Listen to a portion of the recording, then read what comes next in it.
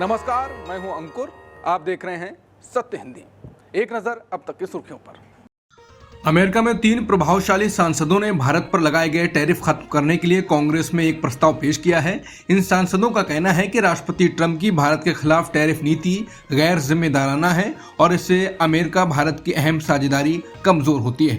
North Carolina से Deborah Ross, Texas से mark VC और इलिनॉय से राजा कृष्णमूर्ति ने शुक्रवार को अमेरिकी प्रतिनिधि सभा में यह प्रस्ताव रखा। इस प्रस्ताव का मकसद ट्रंप द्वारा घोषित उस राष्ट्रीय आपातकाल को खत्म करना है जिसके आधार पर भारत से आयात होने वाले सामान पर 50% तक टैरिफ लगाया गया है। ट्रंप ने भारत पर दुनिया का सबसे ऊंचा 50% टैरिफ लगाया था, जिसमें रूस से तेल खरीदने को लेकर 25% की अतिरिक्त शुल्क भी शामिल था, यानी पेनल्टी। सांसद राजा कृष्णमूर्ति ने कहा, ये टैरिफ अमेरिका के हितों को आगे नहीं बढ़ाते बल्कि इस सप्लाई चेन को नुकसान पहुंचाते हैं, अमेरिकी कामगारों को चोट पहुंचाते हैं और आम उपभोक्ताओं के लिए महंगाई बढ़ाते हैं। उन्होंने कहा कि टैरिफ हटने से भारत और अमेरिका अपने साझा आर्थिक और सुरक्षा हितों पर मिलकर काम कर सकेंगे। यह प्रस्ताव ऐसे समय में आया है जब अमेरिकी सीनेट पहले ही ब्राजील पर लगाए गए टैरिफ खत्म करने से जुड़ा एक द्विदलीय प्रस्ताव पास कर चुके हैं।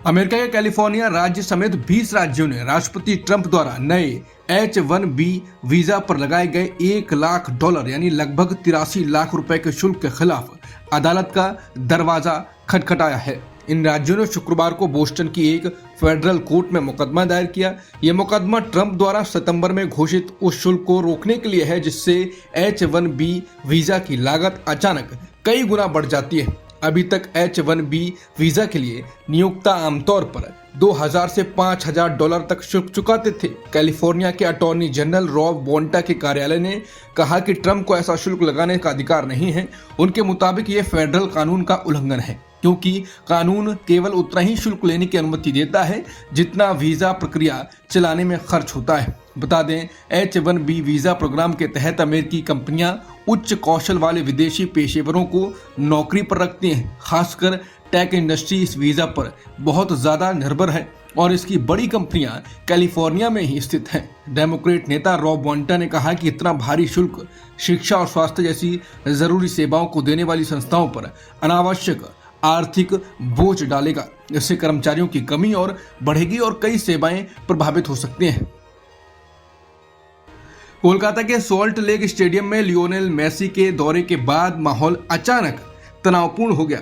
मेसी की बहुत ही छोटी मौजूदगी से नाराज फैंस ने स्टेडियम में कुर्सियां और बोतलें जमीन पर फेंकनी शुरू कर दी। हजारों फैंस ने मेसी को देखने के लिए 3,800 रुपए से लेकर 8,800 रुपए तक के टिकट खरीदे थे, लेकिन उन्हें लगा कि उन्हें पूरा मौका ही नहीं मिला। इसी गुस्से में कई फैंस भड़क उठे। इंडियन एक्सप्रेस की रिपोर्टर साइक दत्ता के मुताबिक लोग बेहद गुस्से में हैं। कुछ लोग गेट तोड़ने की कोशिश कर रहे हैं। बता दें, लियोनेल मेसी भारत में 3 दिन के गोट यानी greatest of all time tour पर हैं। शनिवार से सोमवार तक उनका कोलकाता, हैदराबाद, मुंबई और दिल्ली जाने का कार्यक्रम है, जिसमें प्रदर्शनी मैच, वीआईपी मुलाकात और युवा खिलाड़ियों से बातचीत शामिल है। लेकिन सॉल्ट लेक स्टेडियम में मेसी की पल भर की मौजूदगी से फैंस खुद को ठगा हुआ महसूस कर रहे हैं। कई फैंस ने इसे धोखा और स्कैम तक कह दिया। एक नाराज फैन ने न्यूज एजेंसी ANI से कहा, मैदान में मेसी के चारों ओर 500 लोग थे तो हमें स्टैंड में क्यों बुलाया गया? मैंने इस मौके के लिए 10 टिकट खरीदे थे। क्या बंगाल के फैंस बेवकूफ हैं? साल 2001 में संसद में हुए हमले में मारे गए सुरक्षा बलों के जवानों को संसद परिसर में शनिवार को श्रद्धांजलि दी गई। इस दौरान उपराष्ट्रपति CP राधाकृष्णन, प्रधानमंत्री नरेंद्र मोदी, लोकसभा में नेता प्रतिपक्ष राहुल गांधी, कांग्रेस संसदीय बोर्ड की चेयरपर्सन सोनिया गांधी, कांग्रेस सांसद प्रियंका गांधी और केंद्रीय मंत्री किरेन रिजिजू समेत कई नेता मौजूद रहे।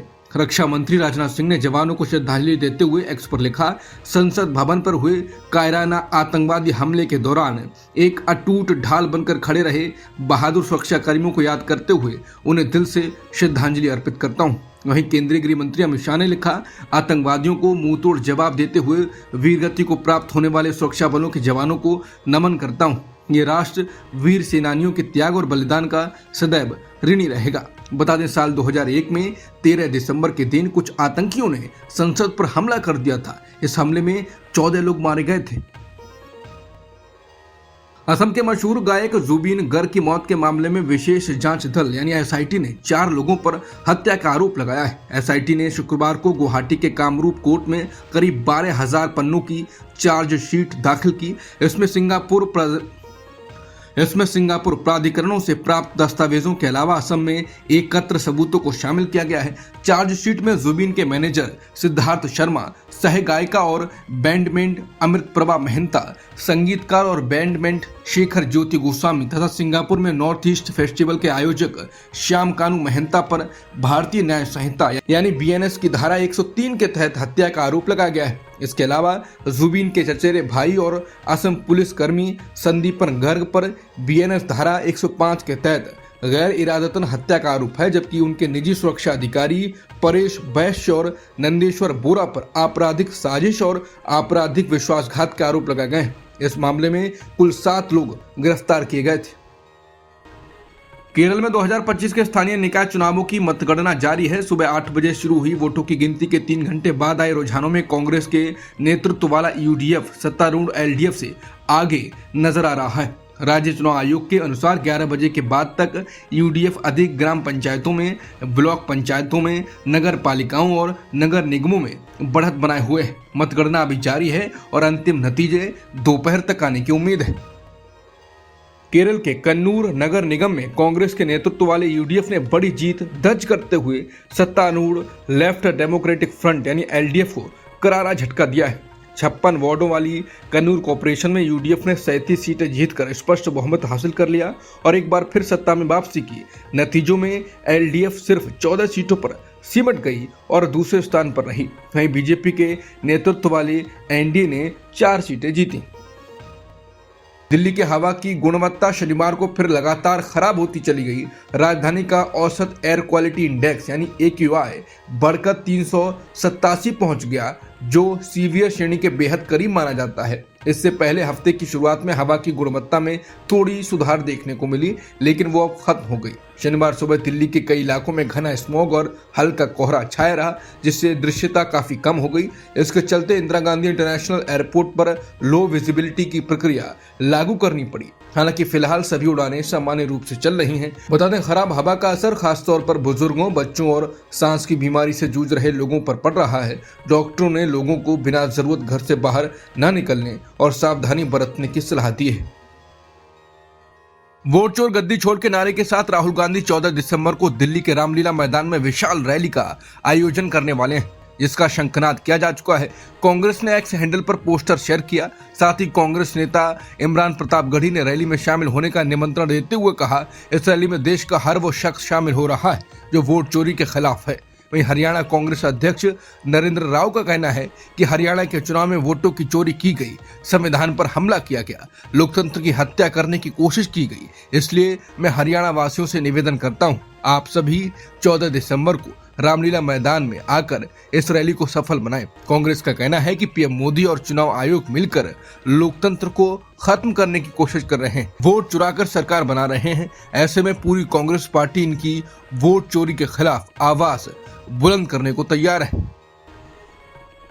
मणिपुर में राष्ट्रपति शासन को अगले साल फरवरी में 1 साल पूरा होने वाला है। इसी बीच राज्य में सरकार गठन की अटकलें तेज हो गई हैं। भारतीय जनता पार्टी के शीर्ष नेतृत्व ने मणिपुर के सभी बीजेपी विधायकों को रविवार को दिल्ली बुलाया है। पूर्व मुख्यमंत्री एन बीरेन सिंह ने इम्फाल में मीडिया से बातचीत में बताया कि दिल्ली में होने वाली बैठक के एजेंडे की जानकारी विधायकों को नहीं दी गई है। हालांकि बीरेन सिंह ने उम्मीद जताई कि राज्य में एक बार फिर चुनी हुई सरकार की बहाली पर चर्चा हो सकती है। उन्होंने कहा कि हम में से ज्यादातर विधायक दिल्ली जा रहे हैं। हमें उम्मीद और प्रार्थना है कि मणिपुर में फिर से लोकप्रिय सरकार बने। केंद्रीय मंत्रिमंडल जल्द ही राष्ट्रीय रोजगार योजना मनरेगा का नाम बदलकर पूज्य बापू ग्रामीण रोजगार योजना करने की मंजूरी दे सकता है। इसके लिए सरकार पूज्य बापू ग्रामीण रोजगार गारंटी बिल लाएगी, जो ग्रामीण गरीबों को साल में 125 दिन काम की गारंटी देगा। सरकार इस योजना के लिए 1.51 लाख करोड़ रुपए का बजट अलग करेगी। राष्ट्रीय ग्रामीण रोजगार गारंटी अधिनियम 2025, जिसके बाद में महात्मा गांधी राष्ट्रीय ग्रामीण रोजगार गारंटी अधिनियम यानी मनरेगा नाम दिया गया, मजदूर कानून और सामाजिक सुरक्षा का जरिया है। इसका उद्देश्य ग्रामीण क्षेत्रों में जीवन यापन की सुरक्षा बढ़ाना और हर परिवार के वयस्क मेंबर्स को कम से कम 100 दिन वार्षिक असंगठित मजदूरी कार्य करने का अधिकार देना है। उत्तर प्रदेश भाजपा अध्यक्ष के पद के लिए आज शनिवार को नामांकन होना है। रेस में वैसे तो कई नाम हैं, लेकिन सबसे आगे पंकज चौधरी का नाम चल रहा है। सूत्रों के मुताबिक केंद्रीय मंत्री पीयूष गोयल रविवार को प्रदेश अध्यक्ष पद के लिए पंकज चौधरी के नाम का औपचारिक ऐलान कर सकते हैं। पार्टी के भीतर इस नाम पर लगभग सहमति बन चुकी है। पंकज चौधरी वर्तमान में केंद्र सरकार में वित्त राज्य मंत्री के तौर पर काम कर रहे हैं। बीजेपी में जब भी किसी बड़े कुर्मी चेहरे की बात होती है तो पंकज चौधरी का नाम सबसे आगे रहता है। वो महाराजगंज लोकसभा सीट से 7 बार सांसद चुने जा चुके हैं। उन्होंने अपने राजनीतिक करियर की शुरुआत 1989 में गोरखपुर नगर निगम के पार्षद चुनाव से की थी। इसके बाद पार्टी संगठन और चुनावी राजनीति में उन्होंने कई अहम जिम्मेदारियां निभाई।